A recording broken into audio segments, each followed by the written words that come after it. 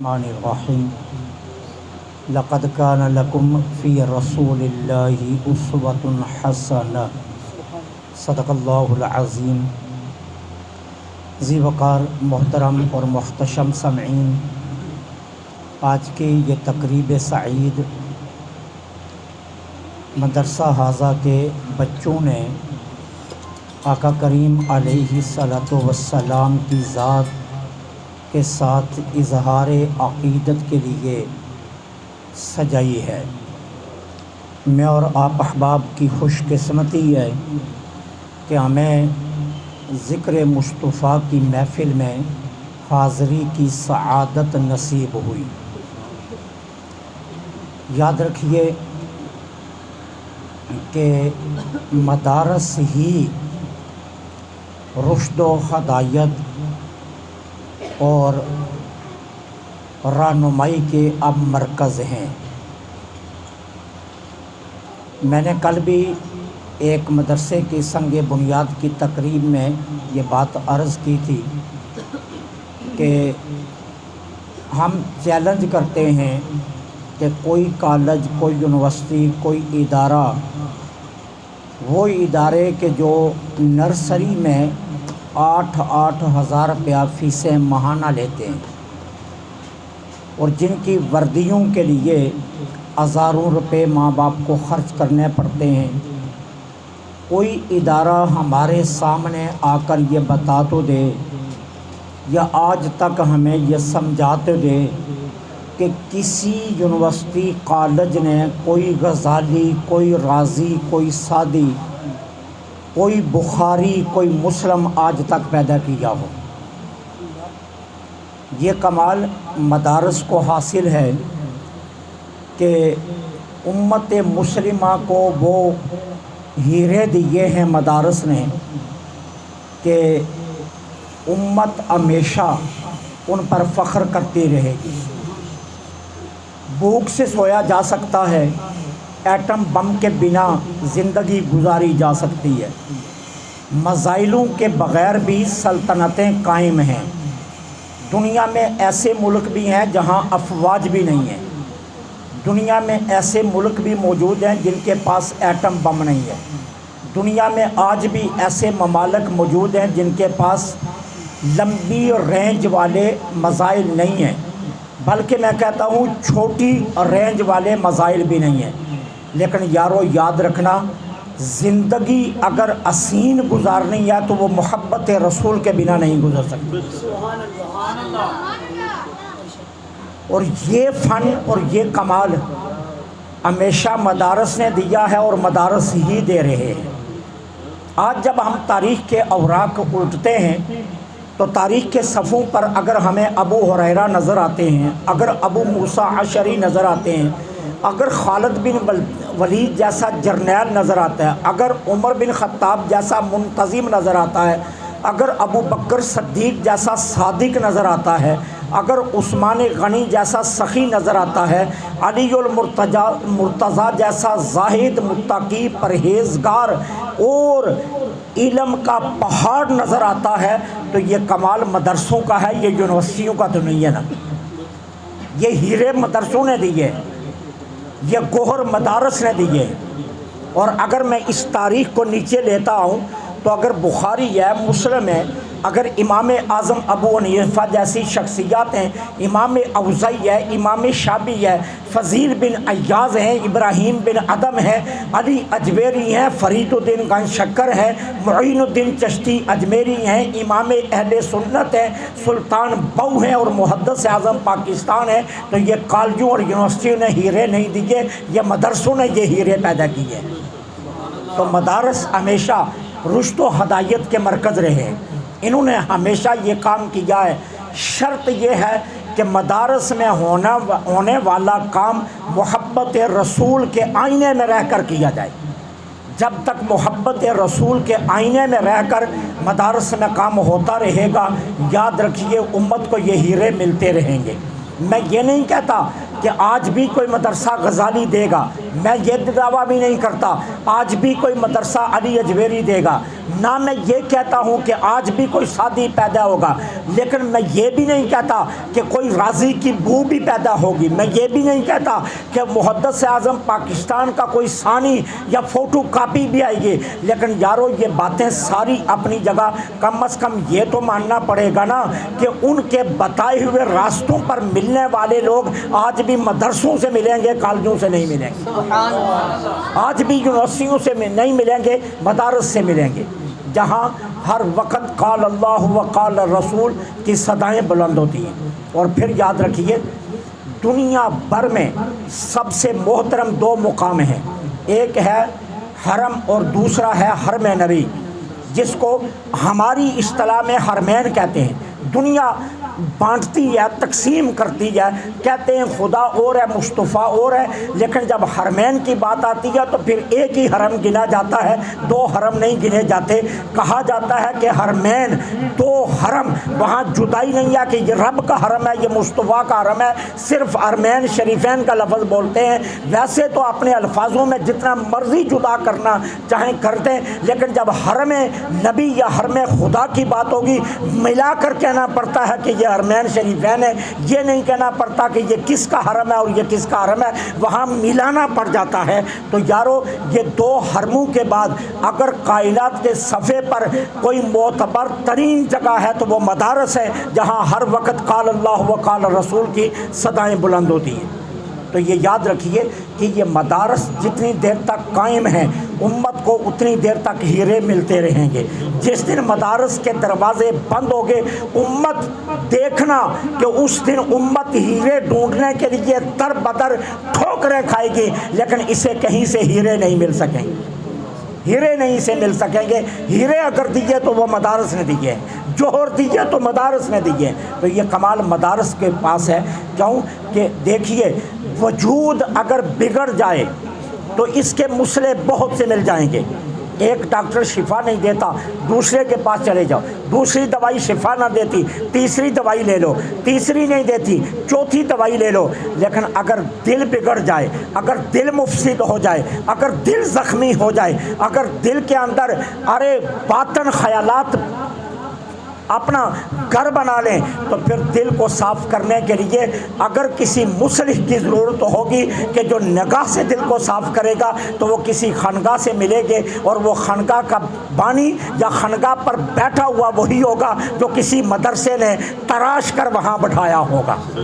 تو یہ کمال مدارس کے پاس ہے کہ جن کی نگاہ وجود کے باہر تک نہیں رہتی، وجود کے اندر تک جاتی ہے، تو یہ کمال مدارس کے پاس حاصل ہے۔ امت اتنی دیر تک خوش قسمت ہے جتنی دیر تک مدارس اپنے کام کر رہے ہیں، جتنی دیر تک مدارس قائم ہے امت کی خوش بختی ہے۔ آپ خود ذرا تصور کیجئے، سارا محلہ بستا تھا، پہلے بھی یہاں آباد تھا، یہی لوگ تھے، میں بھی یہیں رہتا تھا، آپ بھی یہیں رہتے تھے، لیکن یارو کیا ہے کہ اس وقت ہمارے اس علاقہ میں ہر وقت قرآن کی صدا کہیں سے بلند ہو ایسا کوئی مقام نہیں ملتا تھا۔ ایک ادارہ بنا جہاں صبح و شام آپ دعوے سے کہہ سکتے ہیں ہماری بستی رب کے عذاب سے محفوظ ہو گئی ہے، کیونکہ یہاں صبح سے شام تک اللہ کا کلام پڑھا جاتا ہے۔ تو یہ کمال مدارس عطا کرتے ہیں، دوسری جگہوں سے یہ کمال نہیں مل سکتے۔ اور رہی بات ان بچوں کی جن بچوں نے اپنی عقیدت کے اظہار کے لیے جو ہے نا یہ محفل سجائی ہے، تو بچوں یہ بات اپنے ذہنوں میں بٹھا کر رکھنا کہ ہمارے رسول بچوں کے لیے بھی بہترین نمونہ ہے۔ ہمارے آقا کریم کی ظاہری حیات طیبہ کا جو بچپن تھا، حضور نے اپنا بچپن اتنا نفیس گزارا، اتنا نفیس گزارا، دنیا کے بچوں کی طرح کبھی ہمارے رسول کی زبان سے کوئی ایسا جملہ نہیں نکلا جو شان رسالت پر داغ بن جائے۔ بچپن میں بھی ہمارے رسول کریم کی ادائیں اتنی پسندیدہ تھی، اتنی پسندیدہ تھی کہ جس کا تصور نہیں کیا جا سکتا۔ بچپن میں بھی میرے آقا جب حضرت حلیمہ سعدیہ کے ہاں دودھ پیا کرتے تھے تو اماں حلیمہ سعدیہ نے 1000 بار جتن کیا حضور بائیں طرف سے دودھ پی لیں، لیکن میرے رسول نے ہمیشہ دائیں طرف سے آغاز کیا۔ بچپن میں بھی بتا دیا کہ اگر کوئی بچہ مجھ سے رہنمائی لینا چاہے کہ اسے زندگی کیسے گزارنی ہوگی تو رسول کی ذات اس کے سامنے ہے۔ حضور ہمیشہ دائیں طرف سے آغاز فرماتے، दाएं सिमत को पसंद फरमाते। और बचपन में भी उठा कर देख लीजिए, शमाइल तिरमिज़ी के अंदर ये सारी रवायात मौजूद है कि बचपन में भी अगर अम्मा हलीमा सादिया हुजूर की रिसालत को जानने के लिए जानबूझकर हुजूर को जब कुर्ता पहनाने लगती तो वो दाएं के बजाय बाएं तरफ का बाजू पहले डालने लगती, हुजूर अपना बाजू समेट लेते। अम्मा बेशुमार कोशिश करती लेकिन हुजूर अपना बाजू न खोलती तो अम्मा हलीमा सादिया के चेहरे पर मुस्कुराहट आती तो मेरे नबी भी तबस्सम से तो मुकालमा फरमाते, हुजूर भी मुस्कुरा देते और फिर माँ की तरफ दायां हाथ बुलंद करते, अम्मा मैं अल्लाह का रसूल, बच्चों का रसूल भी हूँ, दाएं तरफ से मुझे कुर्ता पहनाया जाए। तो ये मेरे आका करीम अलैहि सलातो वस्सलाम का वो बचपन की कहानियाँ हैं। फिर देखिए सरकार अलैहि सलातो वस्सलाम अपनी बहन हज़रत शीमा के साथ जब कभी बाहर खेलने के लिए जाते तो बच्चे आवाज़ें लगाते, जिस तरह बच्चों की जो ना आदत होती हैं, बच्चे ऊंची आवाज़ से बोलते, बच्चे दौड़ लगाते लेकिन दौड़ में किसी को नीचा दिखाने की कोशिश करते। मेरे रसूल भी दौड़ा करते थे लेकिन कभी किसी बच्चे का दिल नहीं तोड़ा, दौड़ने लगते तो बच्चे जब देखते कि अल्लाह के रसूल दौड़ रहे हैं और उन्हें पता नहीं था, वो तो कहते थे हलीमा सादिया का बेटा दौड़ रहा है, उन्हें तो खबर नहीं थी कि ये रसूलुल्लाह हैं। तो जब हुजूर दौड़ने लगते बच्चे कहते आज शीमा का भाई जीत जाएगा, मेरे नबी जानबूझ कर रफ्तार आस्ता कर लेते और बच्चों को साथ मिला लेते कि किसी बच्चे का दिल ना टूटे, कि ये ना समझे कि हर रोज़ मोहम्मद जीत जाता है, हलीमा सादिया का बेटा जीत जाता है, शीमा का भाई जीत जाता है। मेरे नबी अपनी इस जीत को दूसरों के लिए परेशानी का सबब ना बनने देते। जब देखते कि मैं आगे बढ़ रहा हूँ कदमैन छोटे फरमा लेते और आहिस्ता चलते, बच्चों को साथ मिलाकर फिर जब करीब जाते निशान के तो सारे बच्चों को मिला लेते और फरमाते आज हम बराबर जीत गए हैं सभी। तो ये मेरे आका का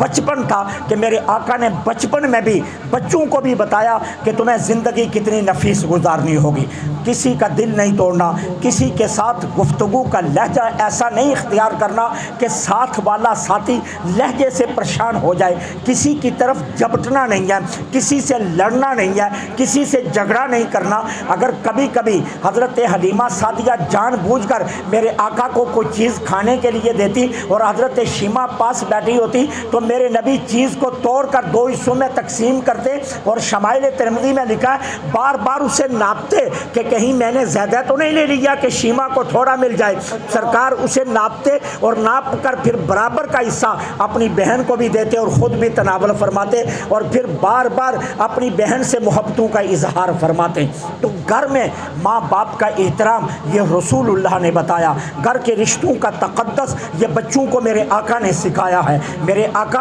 अपनी अम्मा से लिपटते, हालांकि सच तो पूछिए तो हलीमा सादिया के घर में जितनी तब्दीलियाँ आई थी वो तो मेरे रसूल के जाने की वजह से आई थी ना, हुजूर की तशरीफ़ आवरी की वजह से आई थी, वरना यही हलीमा सादिया थी जिसके चिराग में कभी तेल ही नहीं हुआ करता था, जिसकी बकरियों के थनों में कभी दूध ही नहीं आया था। यही हलीमा सादिया है जिसका चूल्हा कभी गर्म ही नहीं हुआ करता था। लोग तो इसे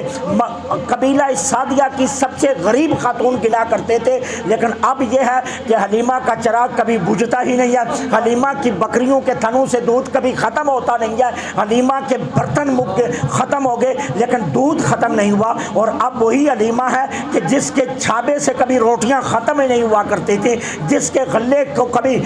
कमी आई ही नहीं थी। ये सारी बरकतें हुजूर के तसद्दुक़ से थी, लेकिन इसके बावजूद हुजूर अपनी सारी नवाजिशात अपनी माँ पर नछावर किया करते, सीने से लिपट जाते, बचपन की वो सारी अदाएँ अपनी माँ के साथ खेला करते, माँ से लिपटते, कभी माँ के मुंह पर हाथ फेरते, कभी माँ के रुखसार के बोसे लेते और कभी लिपट कर अपनी माँ को अपनी बरकत से मुस्तफ़ीज़ करते। ये बच्चों को बताने के लिए कि घर में जब जाओ मदरसे से तो अपने माँ बाप से कितनी मोहब्बत करनी है, कितने एहतराम से रहना है, अपने बहन भाइयों के साथ कितने एहतराम से रहना है। ये सारे तक़द्दुस मेरे रसूल ने बचपन से ही हलीमा सादिया के घर से हुजूर ने अपने शमाइल की कहानी को शुरू कर दिया था। और फिर देखिए जब हुजूर हज़रत हलीमा सादिया के हाथ थे तो हज़रत हलीमा सादिया फरमाती हैं रसूलुल्लाह ने कभी किसी बात पर ज़िद नहीं फरमाई, کبھی بھی کسی بات پر ضد نہیں فرمائی تھی۔ اور یہ کہانی حلیمہ سعدیہ کے گھر تک محدود نہیں رہی۔ 63 سالہ حیات طیبہ میں اگر جہاں کہیں بھی ایسا موقع آیا، میرے آقا کے سامنے کوئی چیز ایسی آئی جو حضور کو پسند نہیں ہے، تو سرکار نے کبھی اس میں عیب نہیں نکالا، سرکار نے کبھی اس کے بارے میں اپنے اظہار ایسا نہیں کیا کہ سامنا پیش کرنے والے کو کوئی تکلیف پہنچے۔ میرے آقا نے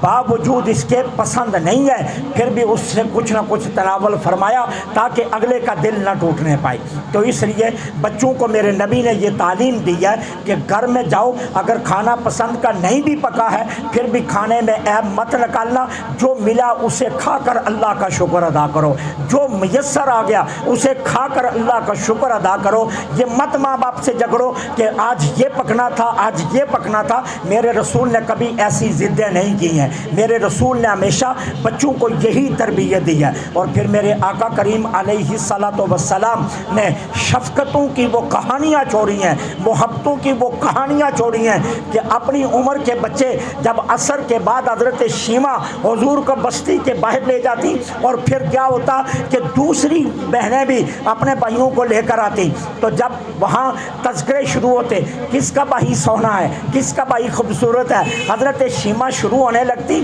تو میرے آقا کبھی کبھی بہن کے منہ پر ہاتھ رکھ لیتے، بہن ان سارے بچوں کو ماننا پڑے گا، ان کی بہنوں کو ماننا پڑے گا کہ حلیمہ کا بیٹا اور شیمہ کا بھائی سب سے خوبصورت ہے، اور اس طرح کسی بچے کا دل نہ ٹوٹ جائے۔ اپنی بہن کے منہ پر ہاتھ رکھ لیتے اور فرماتے نہیں ساری بہنوں کو بولنے دے، میری بہن تو چپ رہنا، یہ سارے بھی بولیں سونا تو میں ہی ہوں، لیکن اظہار کرنے سے کسی کا دل نہ ٹوٹ جائے۔ تو اس طرح میرے آقا کریم بچپن میں شفقتیں یوں پھیلاتے رہے، یوں درس دیتے رہے کہ ہمارا بچپن کیسا ہونا چاہیے۔ اس لیے مدرسے کے طلباء کے لیے یہ لازم ہے کہ وہ اپنے رسول کے فرمودات کو سامنے رکھ کر اپنی زندگی گزاریں، مقدس زندگی، پاکیزہ زندگی، کردار اچھا ہو، نماز کی پابندی ہو، قرآن کی تلاوت منشور ہو، اور پھر قرآن کی تلاوت تک ہی نہ رہے بلکہ ذہن میں یہ رہے کہ میں نے مستقبل میں رسول اللہ کے دین کا خادم بن کر ہمیشہ اپنی زندگی خدمت دین میں صرف کرنی ہے۔ مانا کہ اس میں دنیا نہیں ہے، مانا کہ اس میں گاڑیاں نہیں ملتی، مانا اس میں بنگلے نہیں ملتے، مانا اس میں کچھ نہیں ملتا، کچھ نہیں ملتا، یہ لفظ زندگی میں کبھی اپنے ذہنوں میں بھی نہ لانا۔ خدا کی قسم رسول اور اس کا رب راضی ہو گیا اور چاہیے کیا اور لینا کیا ہے؟ گاڑی میں بیٹھ کر اگر اللہ ناراض ہے تو اس گاڑی کو کیا کرنا ہے؟ اگر کوٹھی میں رہ کر رب ناراض ہے تو اس کوٹھی کو کرنا کیا ہے؟ اگر بنگلے میں رہ کر رسول ناراض ہے اس بنگلے کو میں کہتا ہوں میں خاک کے بنا کر اڑا دوں اس بنگلے کو جس بنگلے میں رسول اللہ کی رضا نہیں ہے۔ صحابہ کرام کی زندگی کا ایک مشن تھا کہ بس دنیا کی اصلیت ہی کیا ہے، اللہ اور اس کا رسول راضی ہے تو سب کچھ مل گیا۔ تو بنیادی تصور ایک خادم دین کا بھی اور ایک مدرسے کے طالب علموں کا بھی یہی ہونا چاہیے، اور جو والدین اپنے بچوں کو وقف کریں ان کا بھی یہی ہونا چاہیے کہ ذہن مقدر اللہ نے میرا بچہ دین کے لیے قبول کر لیا۔ یارو کتنے بکرے کتنی گائے قربان ہونے کے لیے قصاب لے کر آتے ہیں، جب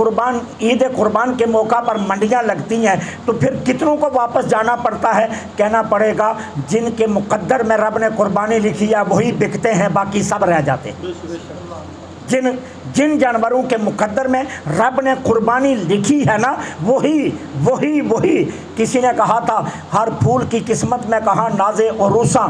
کچھ پھول تو کھلتے ہیں میزاروں کے لیے، تو میں اس کے الٹ میں پڑھتا ہوتا ہوں، میں کہتا ہوں ہر پھول کی قسمت میں